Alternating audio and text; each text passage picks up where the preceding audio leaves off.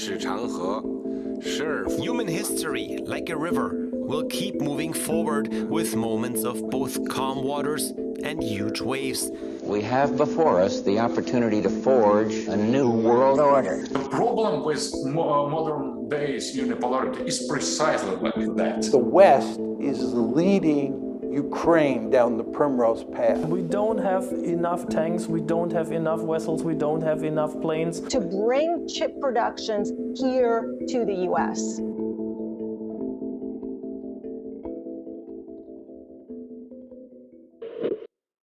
I'm Andrew Collingwood. I write for Bournebrook magazine and other online outlets on geostrategy, economics, and British politics.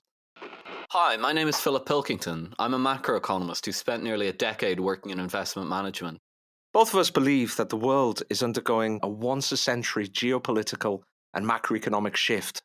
After decades of American leadership, the unipolar world is finally ending. Since World War II, America has set the terms of global trade, and it's backed these up with its control over international institutions and its enormous military power. But things are changing. China is still rising. Russia has reawakened. Europe, America's longtime partner, is in long-term decline. Each week, we'll be dissecting 3 stories that illustrate the shift. From how semiconductor shortages in Taiwan influence Japanese military spending, to how a new scramble for rare earth metals is remaking US foreign policy.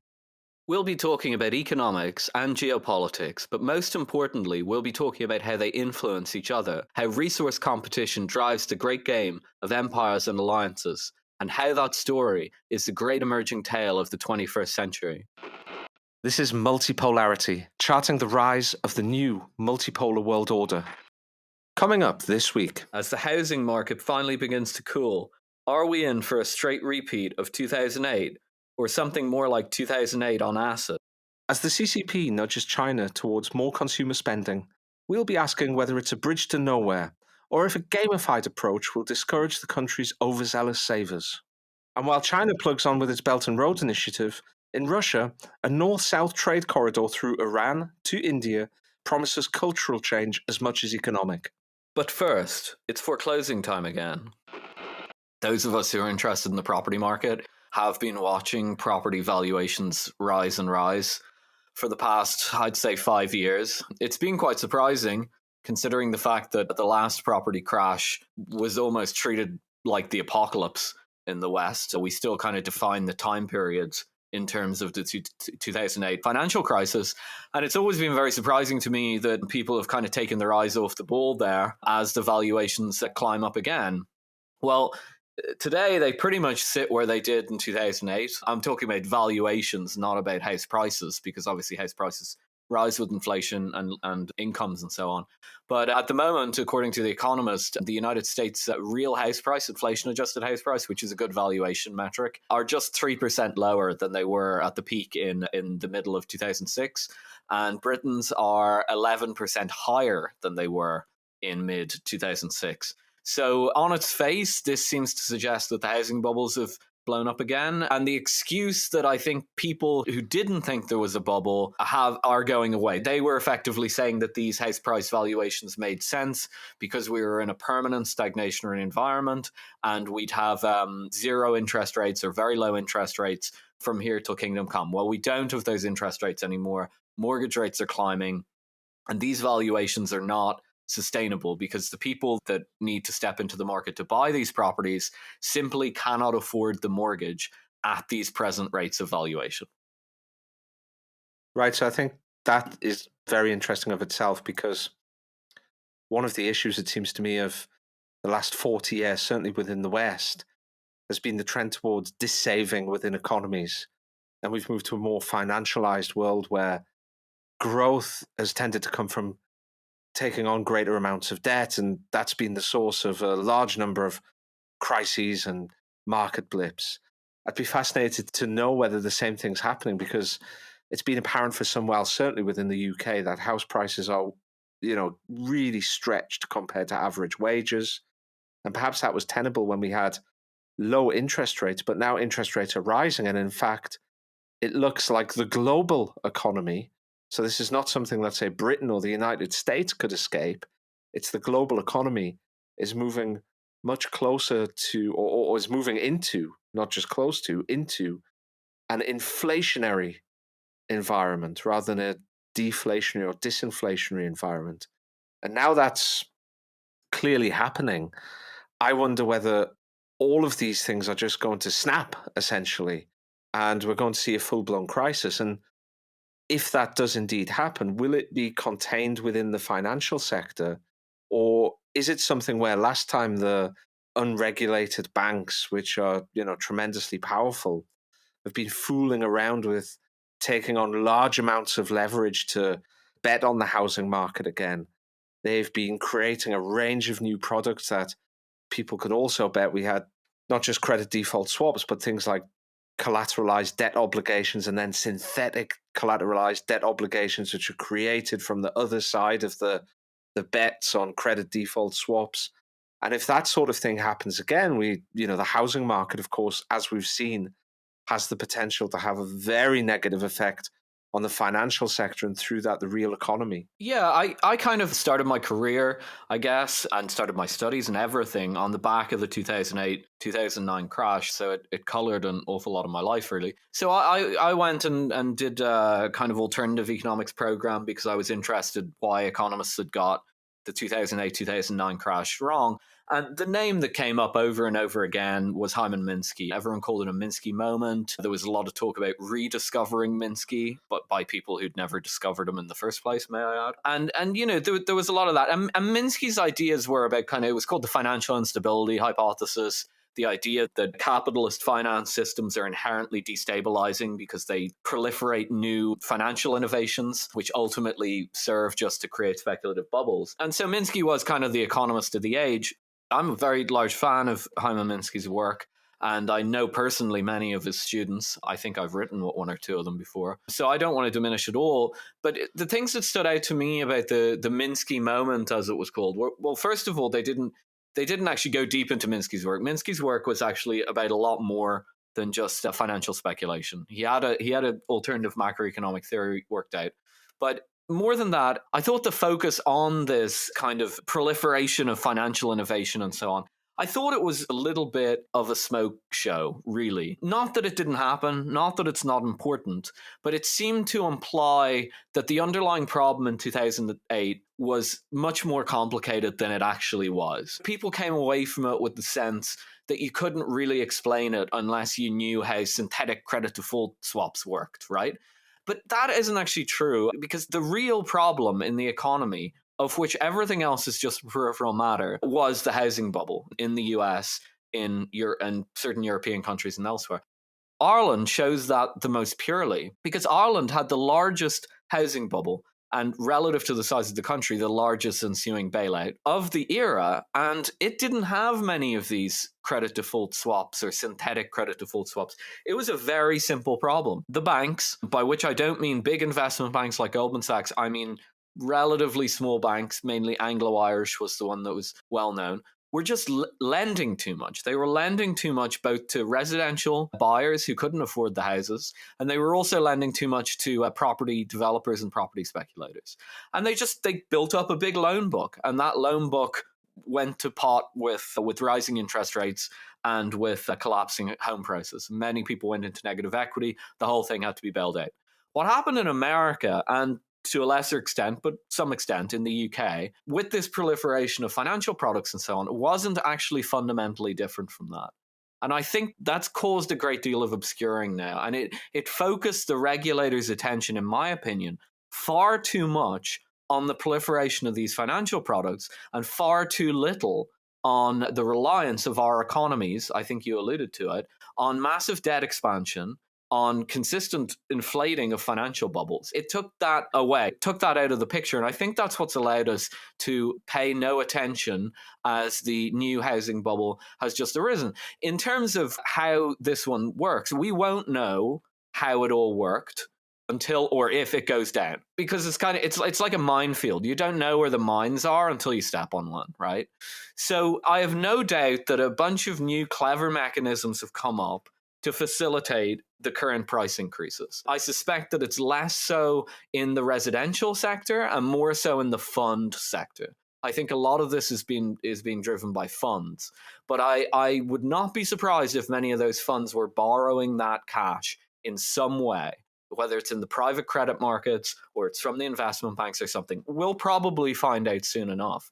But I think if this crashes and if we take any lesson from it, it's to not focus too much on the complexity and really just look at it as a rather simple problem of our economies relying on this boom bust cycle in the housing market and the credit cycles that gives rise to. And if this blows up, I hope this is the lesson that we take from it this time, because it's clearly not the lesson we took from it last time. It was very clear after 2008 that there was something badly wrong with the way that the majority of Western economies ran.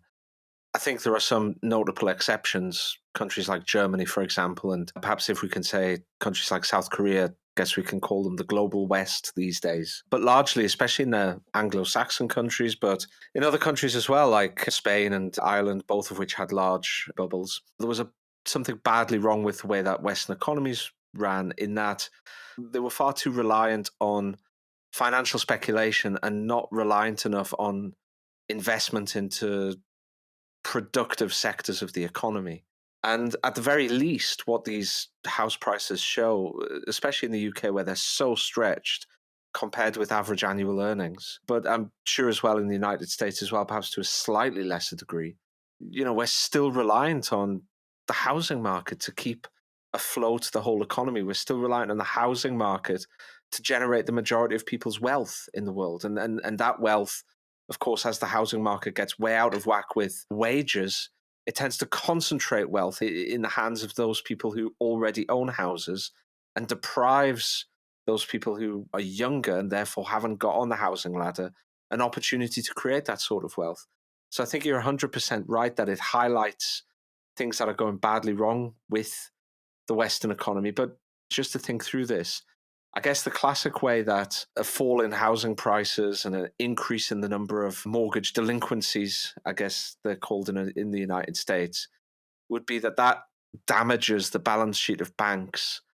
And the banks then have to try to repair those. And one of the ways they do that is by contracting the supply of credit that they give not just homeowners, but throughout other sectors of the economy as well. And by doing that, you reduce the money supply in the economy. Banks need to repair their balance sheet. They stop offering as much debt to the economy at large, and then the economy starts to contract, and that then in turn affects people's ability to pay for mortgages and buy houses. I mean, how would you see, maybe not like an almighty crash, but even if this was, say, a moderate fall off, surely at these prices, they can't stay aloft and keep going up forever. So how would you see that playing out, and how could this affect the broader Western economies? Well, again, actually, the mechanism that you're laying out is the one that was most focused on last time. Again, this had to do with the rediscovery of Minsky and so on and so on. I'm not saying that doesn't play any role, but again, actually, the problem is actually much, much simpler. It's simply that the economy becomes addicted to housing investment, and the housing investment floats construction employment. Okay, so when you look outside of your house or outside of your office building, if you see a lot of builders building and then going to the local shop and spending their money on a sandwich or whatever, that's how the housing market impacts the real economy. And it's when those guys are out of a job that everything goes wrong, because then the unemployment rate goes up, spending contracts within the economy as a whole as those guys go on the dole, and they no longer have money for their chicken sandwich or whatever. And that's pretty much what happens. Again, it's not actually that complicated, the mechanics of a housing bubble. And so if you know that, you only need to know a few things about a contemporary housing bubble to know the impact it will have, rough impact it will have. First of all, obviously, you need to know if it's overvalued, because if the prices can keep going up, the builder stays employed and the chicken sandwich gets bought. Okay, we know that's not the case. Prices are currently now falling in many countries. They've been falling since the summer in the United States. Goldman Sachs put out a report last week showing extreme declines of around 25% in key cities just in 2023. So that's already started. It's also, the decline has started in places like Sweden, which didn't suffer a housing crash last time around. Ireland's still ticking along. Britain has seen 4 months of decline. And generally speaking, you can sometimes see a month decline in the data, and it turns out to be noise.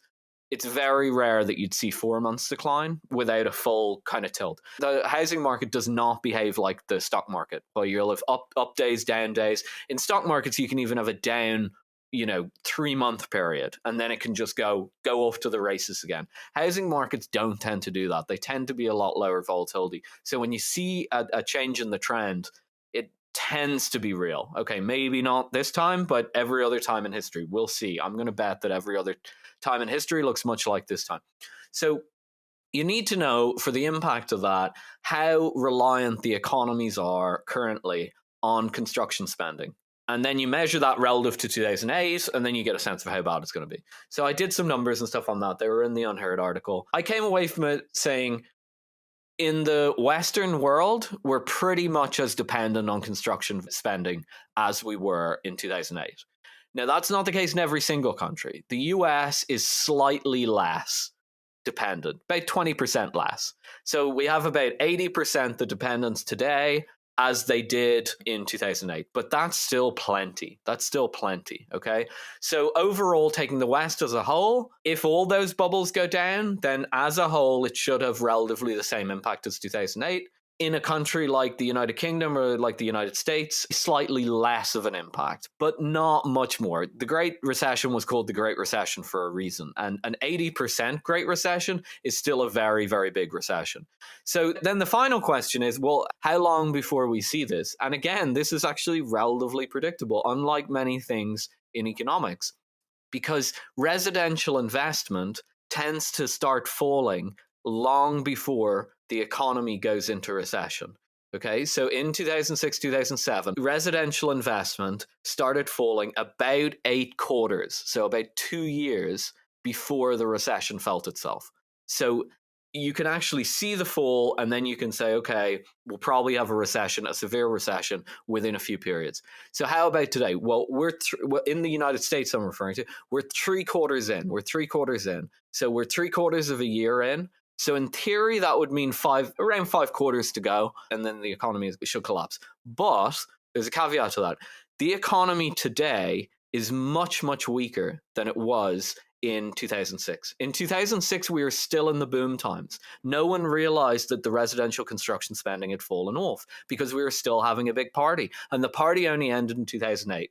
We're not in that circumstance today. Today, people are watching the newspaper headlines to see if the economy's in a recession or not. Everyone knows the economy's already sluggish all over the world right now. And when you don't get a recession, it's because you have 0.1% growth or something ridiculous. So we have a much weaker economy this time. And that means, I think, that the 3 quarters of a year of residential spending falling that we've seen in the past 3 quarters since last year, I think will probably hit quicker than the last time. Don't want to make a firm prediction on that because that will be a bit of a fool's errand, but maybe next quarter, maybe the quarter after that. I can't see it lasting much longer. Well, one country where there have been traditionally lots of builders buying chicken sandwiches has been China, which has been reliant to a tremendous degree on the explosion in the construction sector, but also investment in the construction sector. And in fact, the Chinese model of growth, which has brought them tremendous success with breakneck GDP growth, is a kind of turbocharged version of the Japanese and broader Asian growth model, which involved, an undervalued currency, excess savings, financial repression, and then funneling those excess savings toward specific sectors at low interest rates. And for many years, people have, including in China, I would say, but also from places like the IMF and the World Bank and economists in general, have been saying that China really ought to rebalance. And of course, recently they've had their own construction sector issues with the famous Evergrande issue. Is it Evergrande or Evergrande? I should probably know that, but I'm sure listeners will understand what I mean. The Chinese cabinet or Politburo has said that it intends to promote a consumption-led recovery. And this could well be an effort to rebalance the Chinese economy into something that's much more sustainable rather than the investment-led model that they've been running at with really huge levels of investment as a percentage of GDP and that getting lower returns per dollar or yuan spent on the investment. And again, Philip, this is something that you've written very interestingly about this week. Yeah, I think probably to get the most out of this, we'll have to go into a little bit of Chinese economic history. It's not widely That sounds exciting. known. It's exciting for me. I hope it's exciting for I know it's exciting for you too, Andrew. No, really. I live for this, Philip. I live for it. You live for Chinese It's economic kind of like history. esoterica is just wonderful. Okay, well, we'll go esoteric on the Chinese economic history. So, most people don't know that much about Chinese economic history, actually, and even recent Chinese economic history. And that's why I think they tend to make very poor calls on China. And I can say that as somebody who made poor calls on China for years until I studied Chinese economic history. So, the proof in the pudding is in the eating. And I guess that makes me the pudding. So basically, the Chinese, it's broadly well known that China was communist up until the 70s, and there were reforms in the 70s and in the 80s, which transitioned it to a market economy over time. And then typically people think China goes to the World Trade Organization, it gets into the World Trade Organization, then bang, China appears out of nowhere. And it becomes the world's largest economy, arguably. Not quite. There were a few things in between. And I think the most important period that's widely ignored is the 1990s in China. So in the 1990s, China didn't have many particularly good exports. China did export very, very low range stuff to the West. You may have seen some of it in the mid-90s on supermarket shelves, but not much of it. And actually, I think China did a lot of knockoffs at the time. I think they were actually engaged in sort of piracy in a sense. I think they made knockoff semiconductors as well. I'm not 100% sure about that. But there was a lot of knockoffs coming out of China. And it spoke to a very, very different economy than the one we see today. Basically, the Chinese government's strategy in the 1990s was just to invest as much money as possible. Just invest, invest, invest, and see what came out of it. And China basically had a massive inflation and a massive bubble in the 90s that blew up at the very end of the 90s. And all the debt that had been issued by these Communist Party banks went into crisis. And they had a sort of a financial crisis. But because it's a state-directed system, it was quite easy for them to absorb that debt. They set up things called asset management companies, which are strangely named if you work in finance. I have actually worked for a real asset management company, and that is not the business that they're usually in, but that's what they called them. And they basically were like the bad banks that we saw in 2008, 2009, or the bad bank concept. We saw bad banks in places like Ireland. We didn't see them everywhere, but it was a bad bank concept to move the stuff off balance sheet.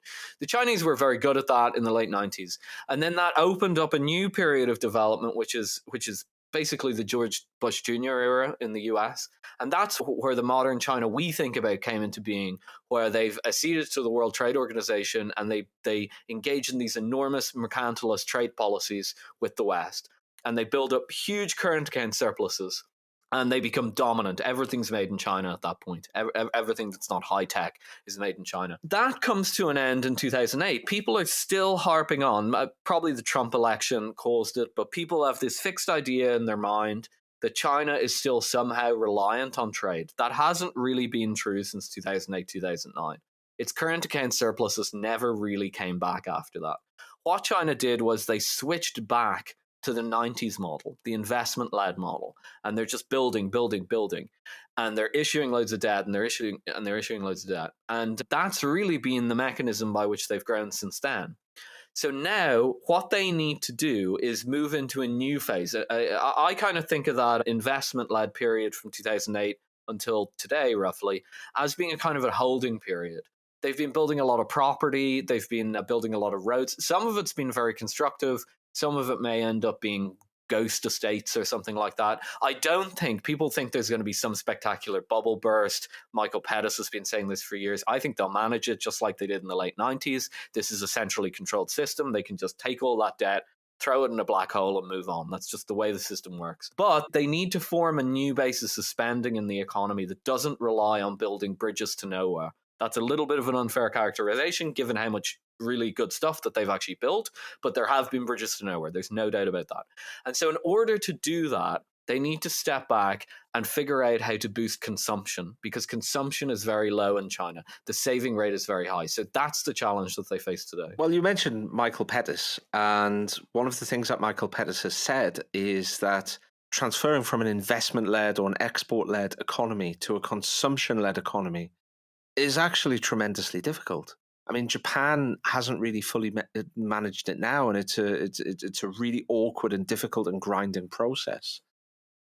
Of course, the common idea is that China could invest, for instance, in a social safety net, some form of welfare state, because people are less inclined to spend money because they're worried that they're going to have to pay for the sort of things that in the Western world would be covered by various forms of social security. But Pettis argues that even that sort of thing might be extraordinarily difficult. The examples he gives are kind of mass subsidies for various forms of consumption, whether it be kind of locally made high-tech goods or cars. This sort of thing isn't necessarily going to move the needle at all. And I wonder whether, we look at the example of Japan and we see the effect of Japan's switch from a export-driven or investment-driven economy to a consumption-driven economy. So in 1970, Japan accounted for only 7% of global GDP. Now, 20 years later, because of the sort of business model that China's now been following, Japan actually accounted for 18% of global GDP. But now, 20 years later, by 2000, or not now, but by 2010, 20 years later, that was all the way back down to 8% as they moved away from this investment and export-driven approach. And I think now it's way down again. It's down to about 6%, which is lower than it was in 1970. So this process is not easy, Philip Pilkington, is it? And it's something that the Chinese administrators seem to have a pretty good reputation in the West for planning and long-term thinking and public administration in general. But I guess similarly to demographics, it's not an easy thing just to flick a switch and change habits and change structures and shift the powerful interests that grow within certain economic models and that would lose out if that economic model changed. And there's that cautionary tale of Japan sitting just the other side of the North China Sea, right? Or the East China Sea, I should say. I don't think it's an easy problem to solve. Certainly not. Is it more or less challenging than other large problems that we discuss on this podcast? I'd say less, actually, than a lot. Okay, so first of all, to take the causes of the high savings rates and the low consumption rate, it's what you said. It's mostly probably the lack of a welfare state. And the reason for this is because of the reforms that we referred to earlier, the transition from communism to capitalism. The welfare state was built into the Chinese communist system. If you worked in a factory, you'd live on the factory compound. Your healthcare would be administered in the factory. Your children would go to school in the factory grounds. And if you retired, you'd retire on the factory grounds. It's a communist model. And they did the same with collective farming. And when those state-owned enterprise and communal models were dissolved, there was nothing really to replace it. And the strategy that the Chinese developed became known as the Iron Rice Bowl. And the Iron Rice Bowl basically meant job security. Just make sure everybody has enough money and there won't be a problem. It was very successful in terms of poverty reduction, clearly, but it's caused this problem where everyone worries about the future because there's no obvious fallback, and so they save a lot. I think there's a few things to be said about that. First of all, if they just manage to boost their welfare system, that should take away a lot of that anxiety. At the same time, boosting your welfare system actually mechanically boosts consumption. Okay, why? It mechanically boosts consumption because there are two types of government spending in the macro-economic accounts, the national accounts. One is government investment, that's building roads, building hospitals. And the other is called government consumption. And government consumption is precisely that, welfare spending, okay? Social welfare, all that kind of thing. If you build that system, you will raise consumption. If you're giving people with children a little bit of money every month, that money will presumably be spent, right? So, could I just interrupt there? I hate to get all libertarian about this, but if you provide for a welfare state, is that not simply provided through tax that consumers ultimately pay themselves anyway? So now they've got a hospital that they can go to if they get very sick, or if they lose their job in a capitalist society, then they've got, a little bit of dole money so they're not made destitute because their factory closed. But ultimately they pay for that in tax. So it's not necessarily something that is adding more to the economy, right? No, it is. And you can think of it in two ways. If it's done through deficit spending, which I think is the way that they should do this, then it's new money created effectively. I mean, the government issues bonds. The bonds usually end up at the central bank. New money is created, spent into the system. But even if they don't do it through deficit spending, which wouldn't make any sense because remember, they're trying to raise the level of domestic spending. So they should deficit spend.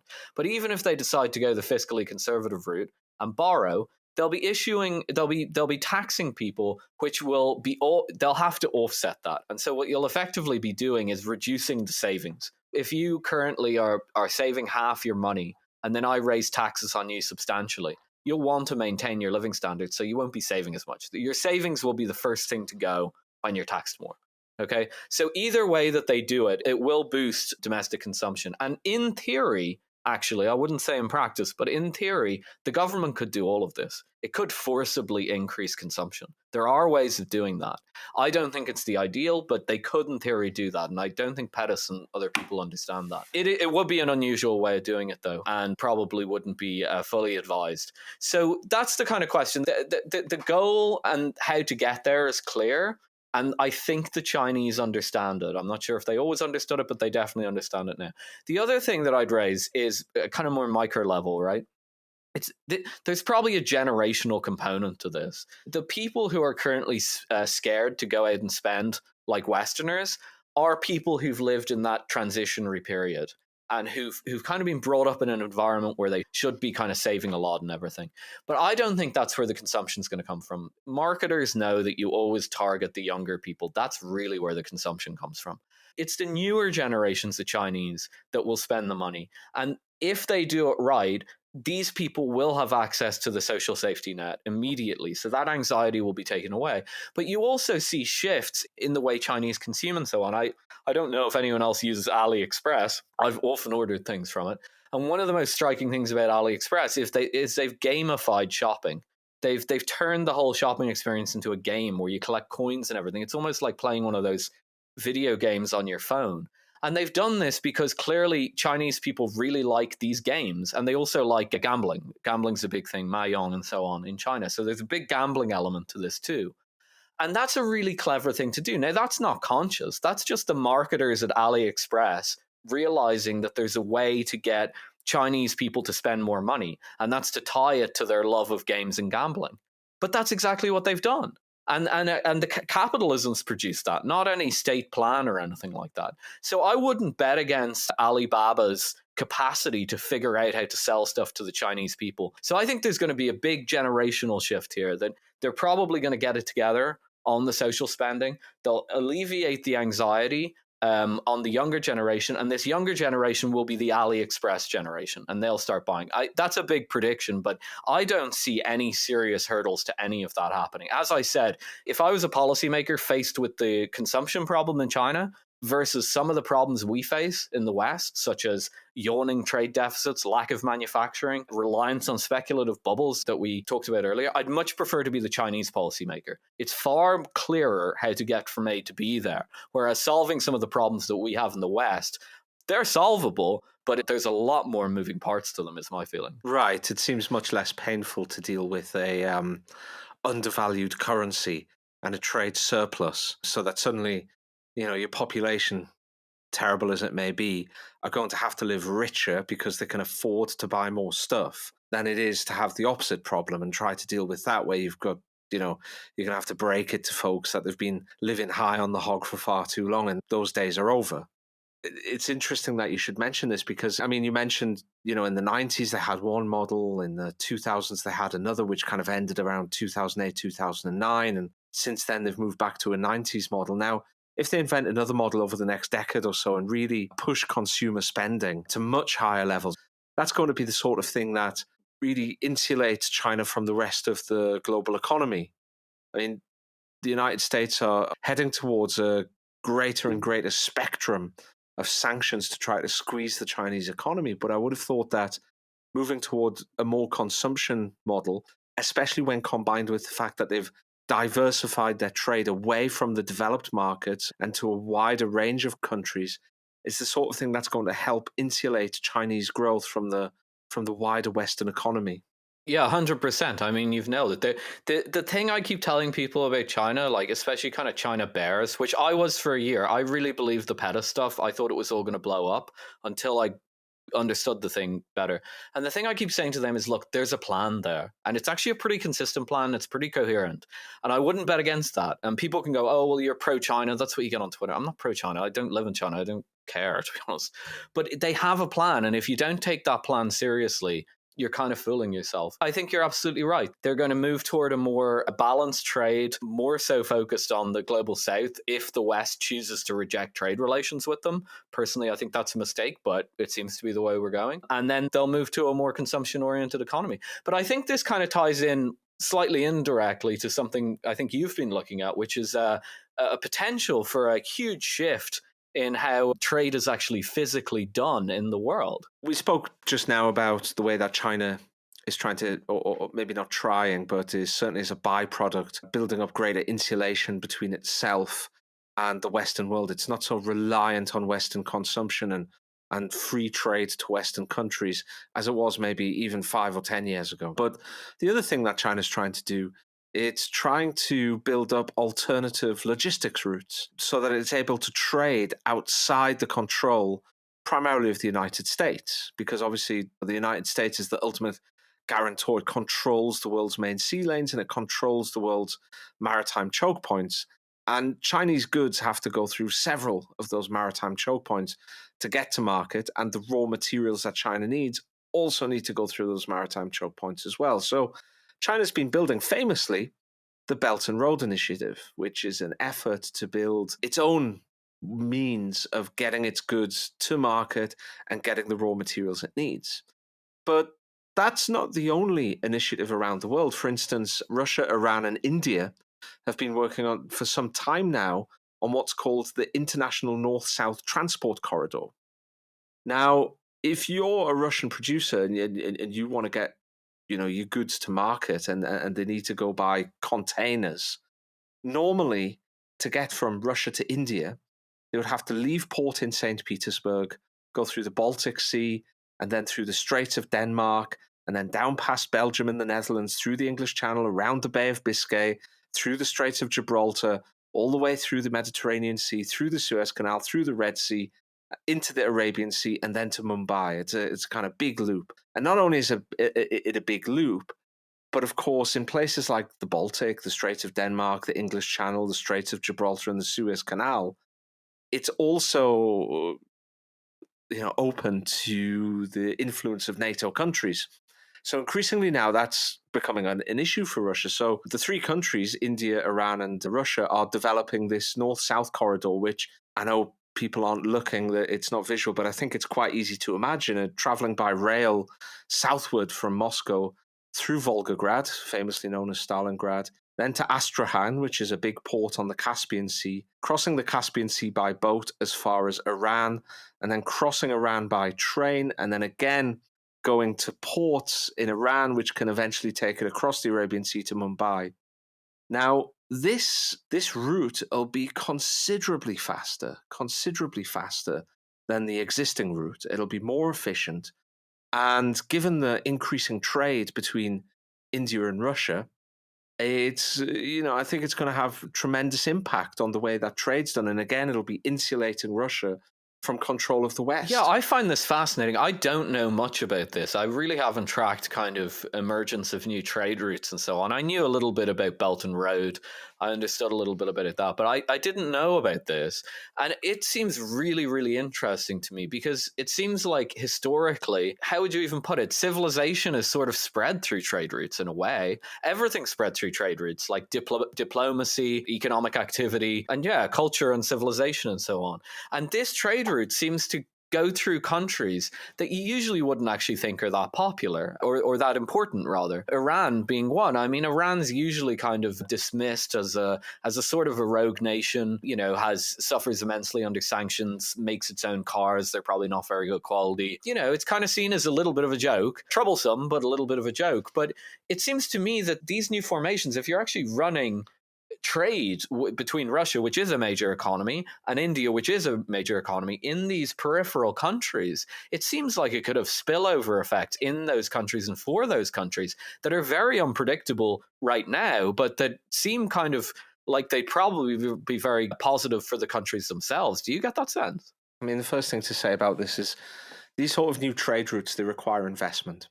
So, for instance, Iranian ports are going to need linking up to Iranian rail networks. Those ports themselves will need more throughput capacity as this sort of trade route grows. And it'll be the same probably with Astrakhan in Russia and, perhaps less so Mumbai. So that's the first thing to say. There's more investment available within these countries. And quite often that investment, for instance, in this case, I'm guessing the investment will come from Russia or perhaps India as well, which has already been helping Iran build out some of these port facilities as India's thirst grows as its economy grows. The second thing, of course, it does is it builds up links between two countries, because if suddenly two countries are linked by a far more efficient trade route, then it becomes economically more rational for them to start trading more together. So, for instance, India's importation of crude oil since the Western sanctions, the import of crude oil from Russia, has gone through the roof. And that's ultimately going to lead to far closer relations between Russia and India, because suddenly they're much more important to each other as nations. So I think one of the things that these new trade routes can do is can reshape the diplomacy and alliances. I mean, why was Gibraltar always a big issue for Britain? Well, it controlled the entrance to the Mediterranean. Why is the Suez Canal so important? Well, for similar reasons. Why is the Horn of Africa important? Similar reasons. So one of the things that we see is diplomacy is often driven not just by resources. So the classic example being the United States' interest in the Middle East, but it's also driven by control of these key areas. Now, if they're bypassed or changed or suddenly become irrelevant, for instance, if airships, if the Hindenburg came back and a whole fleet of Hindenburgs suddenly became the most efficient way of transporting goods, then that would change kind of military and diplomatic relations. I mean, perhaps then trade winds and the jet stream would become more important than these key maritime routes, right? So it's exactly the same situation with the opening of these new trade routes, of which this north-south trade corridor is one of the more important ones, I think. You're going to see new alliances, new diplomatic relations building, and new parts of the world becoming much more important. Yeah, it's really interesting. I'm glad you kind of raised energy there, because it seems, to my mind, as someone who hasn't thought about this too much, to be kind of part of a general theme, that it's kind of a return to kind of physicality in a way. I mean, we've been thinking about, and what we talk about on here an awful lot of the time, we're talking about sometimes military power, which is actually more abstract than people think, because, you have to theorize what can destroy what and whether missiles are important and stuff. And then finance is obviously highly abstract, but this is much more physical. And it kind of reminds me a little bit of energy, as you were saying on the energy, because you're allowing physical stuff into your geographical region. I mean, effectively, that's the goal. And similarly, bringing the oil in and actually physically doing stuff with these physical things. And I think it kind of speaks as well to like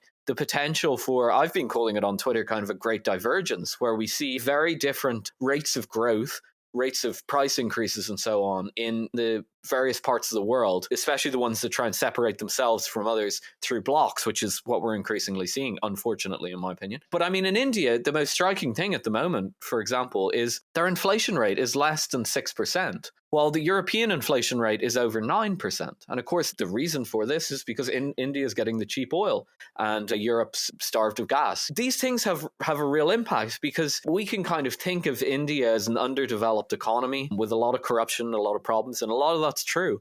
But at a certain point, if the prices are substantially lower in India, the energy inputs, the general price level, and so on, it will be a more attractive place for people to go and build a factory than in Europe. I mean, at a certain point, that calculus just makes sense. Maybe it's not right now, but it could be. And if you stitch India into an entire trade network, a physical trade network that's brand new and developing, I can see that becoming an increasingly powerful or attractive prospect for businessmen and so on. So I think this kind of speaks to what we often kind of say. The West currently is doing things. It's putting up barriers and so on. It's trying to stop things. It's trying to ban things. It's trying to sanction things.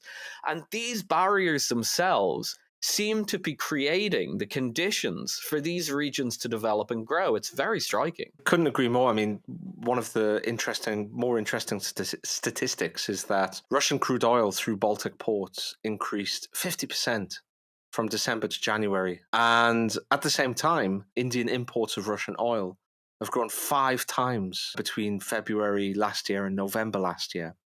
So suddenly, India is benefiting from a huge amount of crude oil that's much cheaper than that which Europe is buying. It's a great competitive advantage. Now imagine there's a new trade route which shaves days and days and days off the transport time, and it's much less expensive. Then, again, that demand is going to create a push for new trade routes. Then those new trade routes are going to create savings, and that's going to create competitive advantages. And it's also going to create new diplomatic ties as countries tie into each other and link with each other in that kind of classic trade and diplomatic theory. I also think, though, that it has a geostrategic impact because ultimately the greatest nightmare of the United States, it's not kind of China taking Taiwan necessarily. It's not who controls a corner of southeast Ukraine. The ultimate nightmare of the United States would be an integrated Eurasian landmass, a landmass where perhaps not necessarily under one political control, but where they traded with each other, largely with each other rather than the world, and they were physically integrated through logistics and trade routes that the US Navy couldn't touch. US power at the moment is ultimately founded on its control of the maritime trading routes. It's always been, as a rule of thumb, generally cheaper to transport things by water than by land. So it controls these maritime trade routes, and importantly, it controls maritime bottlenecks. Now, suddenly, you have much greater integration within the Eurasian landmass, much better logistics through the Eurasian landmass, and that facilitates greater trade and also political and diplomatic integration within the Eurasian landmass. Then US power would ultimately disintegrate, and the US would be an island off the main mass of the world, and it would ultimately be more of a terms taker than somebody who dictates terms. Now, that's a long way away. It really is a long way away. I don't mean to say we're heading in that direction or we're getting close. But if it does happen, it would start in this way. It would start with new trade corridors, because ultimately a trade corridor that goes south from Moscow to Astrakhan and from there across the Caspian Sea and from there through Iran to India, it's very difficult for anybody to interfere with that. Certainly much more difficult than it is in the Baltic. So I think these developments are really worth paying attention to, both for their individual effect, but also for their long-term strategic effect.